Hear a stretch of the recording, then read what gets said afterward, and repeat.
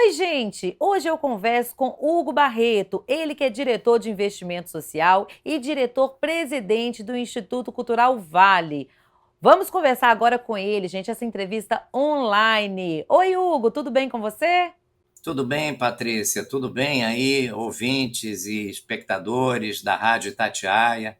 Um prazer estar conversando aqui com vocês, essa emissora aí que atinge tanto Minas Gerais, tão importante aí para a difusão das ideias da cultura, que eu acho que é a pauta de hoje, né, Patrícia? É isso mesmo, Hugo. Antes de entrar na pauta, gente, eu tenho que chamar a atenção aqui para o currículo do Hugo, né? O Hugo, gente, ele é muito experiente, é um mestre na comunicação e também na cultura. Ele que já dirigiu vários projetos, programas, como o Telecurso, o Globo Ciências, Globo Ecologia, não é isso, Hugo? É isso, Patrícia. Eu acho que na minha vida eu tive a oportunidade e a sorte e o prazer de estar trabalhando sempre em projetos que ligados ao desenvolvimento, à educação, à cultura, à dimensão social, né? Por cerca de 17 anos eu fui o executivo, o diretor-geral da Fundação Roberto Marinho. Então lá tivemos a oportunidade de fazer todos esses projetos que você mencionou, o Canal Futura também, o Museu do Futebol, o Museu da Língua, o Museu do Amanhã, o O Museu de Museu Arte do do Amanhã. Rio. Então, assim, é eu diria que é uma experiência que eu agradeço todos os dias a Deus e a todos os deuses por ter tido a oportunidade de fazer isso. E eu brinco que eu sempre acho que tive o melhor emprego do mundo, porque é um emprego que eu aprendo todo dia, então eu sou pago para aprender também. Que maravilha! E por falar nessa visão, nessa ampliação de visão cultural das pessoas, educativo, o assunto é muito envolvente. Hoje eu quero trazer para o nosso seguidor, Hugo, essa visão que a Vale promove, principalmente aqui em Minas Gerais. Não só em Minas Gerais, como no Brasil inteiro, não é isso? Eu quero que você fale para gente sobre o Instituto Cultural Vale, a importância desse instituto e o seu objetivo. Obrigado pela pergunta, Patrícia. Bom, o Instituto Cultural, a Vale atua há mais de 20 anos em cultura. Agora, o que, que tem de novo? Em primeiro lugar, há 2 anos, em 2020, ela criou o Instituto Cultural Vale. Eu fui convidado para dirigir o Instituto, e aí eu acho que a partir de muita reflexão, né, com a diretoria, com o conselho da Vale, assim, o que, que a gente poderia fazer de diferente? O que, que a gente poderia ampliar em termos de impacto, em termos de ambição? E eu acho que é isso que está começando a ser percebido nesses últimos 2 anos, nessa atuação, que é a Vale, ela não apenas tem um compromisso de financiar projetos culturais, e hoje a gente, nesse momento, circunstancialmente, que seja, a gente é o maior patrocinador de cultura do Brasil por conta do nosso potencial de renúncia fiscal e também por conta do uso de recursos próprios combinados, mas fomentar a cultura não é só colocar dinheiro, é também articular os projetos entre si, entre os territórios onde a Vale atua e entre eles e também entre esses territórios e o resto do Brasil, promovendo encontros, promovendo intercâmbios, fazendo uma curadoria, olhando o nosso projeto. Então a gente trabalha dentro de uma visão de que cultura é fundamental para o desenvolvimento das pessoas e da sociedade como um todo, não é algo secundário, complementar. Segundo, que o nosso papel como agente de fomento da cultura, que nos entendemos assim, é de contribuir para o desenvolvimento local dos produtores culturais, e aí os nossos 4 equipamentos, inclusive um deles em Belo Horizonte, o Memorial Minas Gerais, tem um papel fundamental não só dos muros para dentro, da cerca para dentro desses equipamentos, como também irradiadores para fora. De outro lado, a gente tem procurado, como eu disse, promover intercâmbios e encontros. Vou dar 2 exemplos para você que me Por deixaram favor. assim arrepiados assim de emoção de ver essa Hum. maravilhosa orquestra que Minas Gerais tem, que é a Orquestra de Ouro Preto, que a Vale patrocina já há um bom tempo. A gente promoveu um concerto pela primeira vez da Orquestra Ouro Preto, não é em qualquer lugar, é na praia de Copacabana, nas areias da praia de Copacabana, um grande palco com o Alceu Valença junto, repetindo a parceria da orquestra com o Alceu Valença, um concerto chamado Valencianas 2, até porque eles estão fazendo o segundo disco dessa série Valencianas. Tinha uma multidão de gente, de se perder na areia. Que Então, olha troca que de oportunidade. experiência! Então, é uma experiência incrível para a própria orquestra, que já é uma orquestra importantíssima no Brasil, mas de ser vista e percebida no Rio de Janeiro. A outra É, experiência, também ligada à música e à orquestra, a Vale tem o programa Vale Música, que é um programa autoral dela. O que é o Vale Música? A gente tem grupos de jovens de música no Brasil, em 4 lugares do Brasil, e o Vale Música é uma rede colaborativa de ensino e aprendizado entre estudantes de música desses 4 polos e músicos profissionais.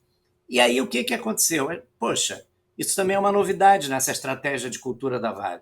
Poxa, a gente patrocina a USB, a gente patrocina a Orquestra Ouro Preto, a Filarmônica de Minas Gerais, a Sinfônica de São Paulo, a gente apoia a nova orquestra aqui do Rio de Janeiro, que é uma orquestra jovem maravilhosa.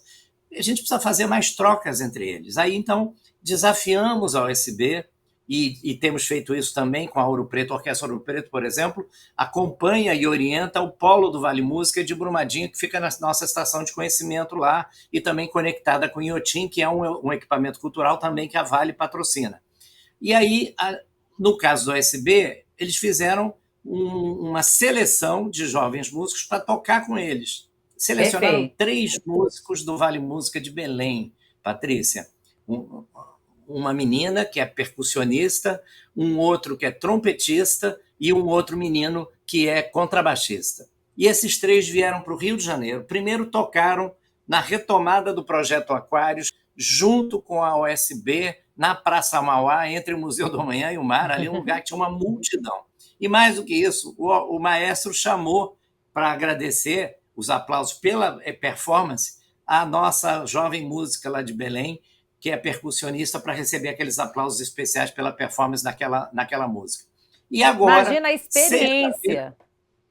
não, olha a experiência. E só para Incrível. completar, a OSB tocou com o Sepultura, a banda Sepultura, no Rock in Rio, sexta-noite. E esses 3 meninos foram tocar juntos. E a gente fica circulando no WhatsApp as fotos deles emocionados. E olha que experiência maravilhosa. Não só uma experiência de uma residência musical dentro de uma orquestra profissional, mas uma vivência que não vai sair mais, nunca mais, da memória dessas crianças e de suas famílias, desses jovens meninos e meninas. Com certeza não sairá mesmo. Para que o seguidor compreenda bem, gente, quando a gente fala de Vale, as pessoas acham que é uma mineradora, que é só uma mineradora. Mas é muito importante enfatizar aqui o trabalho, o investimento, o apoio. Hoje o Hugo disse que a Vale é uma das primeiras mineradoras no apoio à cultura. E a gente pode mostrar isso para vocês. Apenas em 2021 foram contemplados 51 projetos. Isso, um investimento na ordem de 116 milhões de reais, por meio de recursos próprios e também da Lei de Incentivo à Cultura. Não é isso, Hugo? É isso, e esse número vem crescendo. A gente está chegando em números maiores do que esse, por conta da performance da empresa, enfim, da nossa possibilidade de uso de renúncia fiscal. E a gente também, Patrícia, a gente vem procurando fomentar nos territórios, especialmente onde há mais carência de cultura, especialmente nos estados do norte e em algumas regiões, mesmo do sudeste, onde tem menos atividade de produção cultural, que é a formação e a capacitação de produtores culturais. A gente vem investindo nisso, uma Como que espécie de esses gabinete de projetos são projeto. escolhidos, Hugo? Você falou e agora Então, eu nós me deu temos essa dúvida. Como que os projetos são escolhidos, selecionados? Então, nós temos diferentes vertentes de uso da nossa capacidade de fomento à cultura. Como eu disse, a gente tem 4 museus próprios e eles têm uma programação própria. E então esses museus, oferecem programação não apenas local, mas também são os lugares de chegada desses nossos patrocinados. Além disso, a gente tem editais locais de fomento à cultura que são, que são distribuídos nos 4 museus, em patrocínios para o fomento da atividade local. Então, esse é um Correto. eixo, dos Uhum. 4 museus. O segundo eixo, e na verdade são 2 eixos, que a gente alimenta os museus e os museus alimentam para fora com esses editais. A gente tem a chamada pública nacional, que já estamos esse ano na 3ª edição, e a gente tem colocado 25 milhões de reais por ano nessa chamada. No primeiro ano foram cerca de 65 ou 67 projetos, no segundo ano de novo, e agora a gente está terminando a seleção. É uma banca técnica com cerca de 70 técnicos, cada um de grupos, né, 2 ou 3 ligados a artes cênicas, à música e assim por diante, para poder fazermos uma escolha técnica, e a gente publica esse edital em novembro, o resultado dele para o mercado, com os selecionados, os interessados escrevem. E tem sido um sucesso. Esse acho que é um modelo muito interessante de como fomentar a cultura de uma forma articulada, tem os temas, tem os eixos, tem a banca técnica e a Segmentado, gente né? segmentado, a gente prioriza muitos temas, patrimônio histórico edificado, patrimônio histórico material ou imaterial edificado ou não edificado é um eixo importante, o eixo de música é um eixo que eu já mencionei, bienais, exposições para circulação, festividades, teatro, dança, cinema, circo.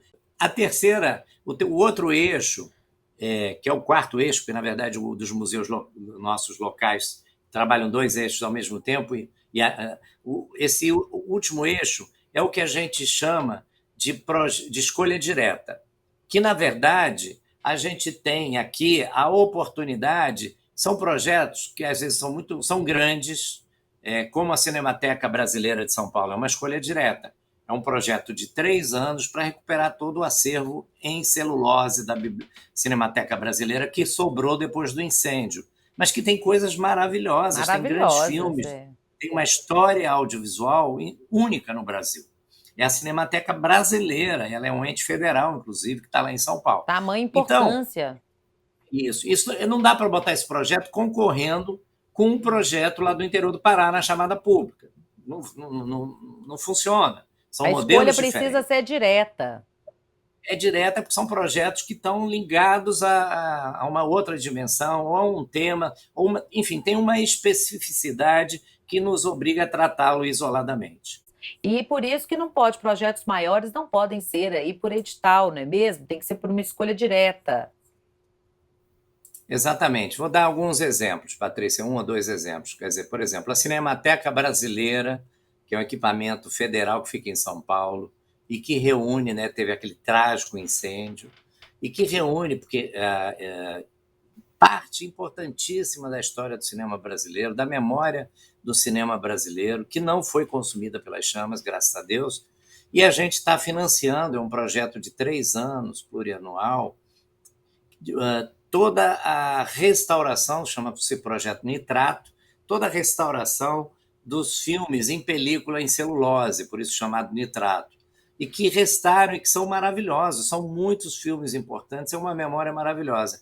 Esse é um projeto, pela sua envergadura, por seu horizonte de longo prazo, não pode ser competir numa chamada pública, como a que eu já mencionei, com um produtor cultural no Pará, no Maranhão, ou mesmo produtores do próprio eixo do Rio, São Paulo, Minas Gerais, que tem projetos mais locados dentro de uma determinada agenda, com início, meio e fim. E valores também, tamanhos de projetos diferentes. Então, não dá para competir um com o outro. Não funciona. Exatamente. Uhum. Então, esse é um exemplo, né, de projeto. Posso citar em Inhotim, que a gente patrocina há muitos anos, as próprias grandes orquestras também, que a gente patrocina, e já mencionei algumas na história que eu contei dos meninos e meninas, e projetos também, muitas vezes, que ele tem um caráter muito especial, porque envolve o restauro, ele tem fases, e aí eu cito o exemplo, por exemplo, do Museu Bullier, um projeto maravilhoso, a coleção Bullier, do senhor Bullier, e da sua esposa, ele francês, ela brasileira, um casal que viajou o mundo e reuniu um acervo de 2.500 obras, peças do barroco e da arte religiosa, da arte sacra. Não apenas brasileira e mineira ou baiana, enfim, de estados que têm uma tradição de arte sacra e barroca no Brasil, mas também de vários países do mundo por onde eles andaram, da Ásia muito especialmente, e aí cria uma visão sobre essa relação da fé e da arte, Da é, cultura. e da cultura, né? É um trabalho, assim, é uma coleção impressionante. Mais do que isso, o projeto ele, é, ele foi, primeira na sua etapa inicial, foi a restauração de um casarão dentro daquele núcleo histórico super importante de Ouro Preto. E uma adaptação do interior desse casarão para ser um espaço expositivo para acolher público, né, e para funcionar como um museu. E aí foram reunidos, né? Hoje estão expostas lá 1.050 peças dessa coleção, de um total de 2.500. Essa coleção, inclusive, foi doada para a Arquidiocese de Mariana, que fica ali logo ao lado Ao de Ouro lado, eu Preto. estive lá, inclusive, vale muito a pena, viu, Hugo? Ai, que bom, Patrícia, que você viu. É, E eu logo na vi de perto. entrada tem aquele momento que o visitante ele é recebido pela voz da Maria Bethânia, embalando, né, poemas do Fernando Pessoa, de Camões, e são imagens, né, que vai introduzindo o visitante numa espécie de viagem pelo caminho das Índias, né? E aí É. tem materiais interessantes na iconografia. É um jeito de mostrar um encontro, né, desse mundo ocidental com as tradições milenares da Ásia. E, além Eu disso, posso nesse espaço também está. garantir, Hugo, que é uma higiene auditiva, um banho cultural, vale muito a pena, sabe? Inclusive, o dia que eu fui, estava Muito. assim cheio de turistas. É uma pérola da cultura brasileira e da história brasileira, que está lá junto de tantas outras pérolas em Ouro Preto. Mas, como é um museu novo, certamente Oh, muita gente ainda não foi. E é. vale muito a pena ir. E, além disso, por um certo tempo, tem uma exposição também na sala, no espaço de exposição temporária, que é sobre Aleijadinho. E ela é uma exposição realizada em parceria com o Instituto Moreira Salles, e tem um conjunto de fotografias retratando as obras, né, de Antônio Francisco Lisboa, o nosso Lisboa, Aleijadinho querido, Aleijadinho. a partir de uma viagem feita é, é, pelo fotógrafo, que é o responsável por essa série fotográfica, o Horácio Coppola, que é um fotógrafo também muito, muito importante pelo trabalho, pela forma como ele retrata, né, no caso Aleijadinho. Então, esse é um exemplo de projeto também que não cabe numa chamada, e ao mesmo tempo eu estou divulgando ele para vocês. Assim como o Museu de Mariana, que é um projeto que a gente fez também em parceria com o BNDES, a restauração da Casa do Conde de Assumar, lá em Em Mariana, Mariana. que foi governador, inclusive, de Minas É. Gerais. E essa casa está sendo restaurada para ser um segundo prédio do Museu de Mariana. Então, são projetos que eles têm, primeiro, uma importância e uma relevância, não maior do que os outros, mas ligadas a uma situação muito específica de uma articulação com outros parceiros, como eu citei, que foi o BNDES no caso de Mariana, portanto, eles não cabem nas regras de uma chamada pública, mas são projetos muito importantes que a gente acaba selecionando também. Agora eu quero falar, vou puxar para a sardinha aqui para Minas, viu, Hugo? É sobre o Memorial Minas Gerais Vale. O Opa! Memorial, como se diz, né? Para mim é a cereja do bolo. Eu vou explicar para o seguidor que não conhece, que não foi. Gente, o Memorial Minas Gerais Vale vale muito a pena. Ele está localizado na Praça da Liberdade, no Circuito Cultural, né? Um prédio muito bacana, imponente, onde já foi localizada aí a Secretaria da Fazenda, né? E é um prédio de 1897, a data da fundação de BH. Então, tamanha importância. E tem muita programação, a programação gratuita que vale a pena. Eu gostaria que você mencionasse o Memorial Minas Gerais da Vale, aqui em Belo Horizonte. Então, o Memorial Minas Gerais, eu que sou um carioca, eu já tinha conhecido o Memorial quando eu estava na Fundação Roberto Marinho, como eu disse antes.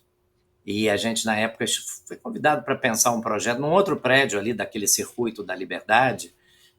E aí, é claro, fui visitar o memorial, que eu não conhecia na época, isso já tem muitos anos. Também visitei um outro centro cultural que tem ao lado, que era ligado, acho que hoje é ligado a uma mineradora também, a Gerdau e a A ABX na Gerdau, época. é isso. Exatamente, ali é um prédio ao lado do Memorial Minas Gerais. E o Memorial Minas Gerais, na minha visão de carioca, é uma homenagem, é uma celebração da identidade mineira, dessa mineiridade, dessa que é algo muito característico de Minas Gerais, muito rico. E um trabalho que eu preciso dar crédito maravilhoso da professora Heloísa Starling, da Universidade de Minas Gerais, e também do Gringo Cardia, que é um curador, um, um produtor de exposições, fez muitas capas de disco, é um artista maravilhoso. E eles se juntaram e criaram nesse prédio uma experiência maravilhosa para o visitante que vai passando por várias salas e navegando entre o passado e o presente, e ao mesmo tempo sendo provocado a pensar o futuro, né, de Minas Gerais e nosso, enquanto sociedade brasileira. Né? Tem muitas linguagens. E o memorial, além dessa exposição, que é uma exposição de longa duração, a gente agora está discutindo, inclusive, uma atualização dela para em mais 1 ou 2 anos, no máximo, a gente renovar, porque ela já está há 10 anos, essa exposição. Mas é uma exposição como do Museu da Língua Portuguesa, que eu também fui responsável, do Museu da Manhã, que é essas exposições que são o centro do conteúdo do museu e parte das coisas que acontecem com mais dinamismo são as exposições temporárias.